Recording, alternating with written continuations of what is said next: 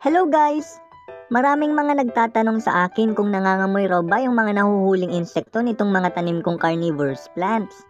Tulad na lamang nitong bagong bukas na trap nitong Venus flytrap. Pansin nyo ba yung makintab dyan sa loob?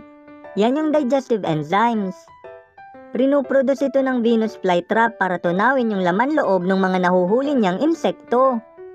Mga jumping spiders at saka mga bangaw yung madalas nitong mahuli dito sa aming front yard home garden.